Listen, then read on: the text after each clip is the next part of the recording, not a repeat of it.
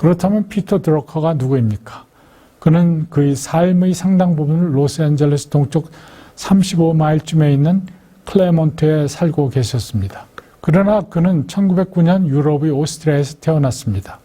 성장하면서 제1차 대전의 공포를 목격했고 젊은 작가로서 드러커는 제1차 세계대전 이후 나치의 폭정을 경험했습니다. 실제로 나치는 그의 초창기 글들을 출판 금지하고 불태우기까지 했습니다. 이는 드러커에게 강한 인상을 남겼고 그 이후 65년간의 그의 연구에 큰 영향을 미쳤습니다.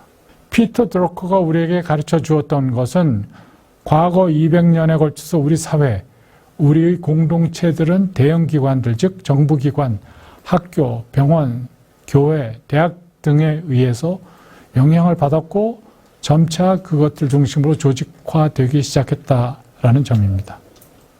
그리고 이들 기관들이 관리 경영되지는 방식이 그들의 성과 수행의 책임이 있고 효과적인지 여부를 떠나서 실제로 중요한 문제가 되었습니다. 왜냐하면 조직이 실패하게 되면 그 결과들은 매우 심각하기 때문입니다. 예컨대 태풍 카타리나 같은 대재앙에 대한 대처를 정부가 제대로 관리하지 못해서 수백만 사람들의 집을 잃고 심지어 인명피해가 있었던 것을 생각해 보십시오. 모기지 산업이 붕괴함으로써 수백만의 사람들이 그들의 집을 잃게 되고 1930년대 이래 최악의 금융위기를 촉발시켰던 상황을 생각해 보십시오.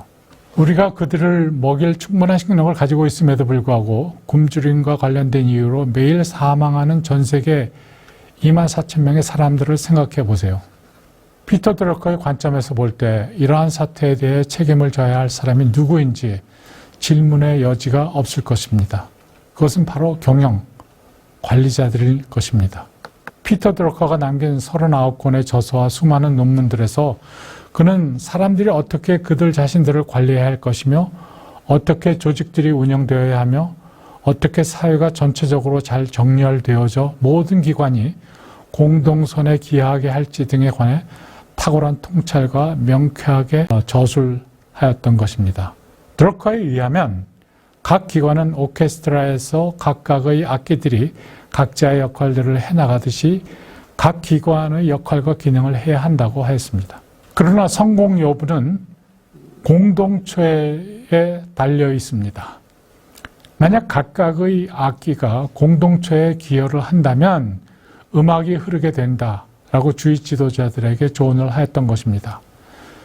피터 드러커는 Sears, General Electric, Procter & Gamble, 인텔 및 주요 기업들의 경영진에게 컨설팅을 하였습니다.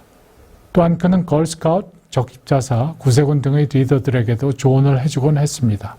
그가 2005년 돌아가시기 전에는 대통령이 수여하는 미국 시민에게 최고의 영예인 자유의 메달을 받기도 하였습니다.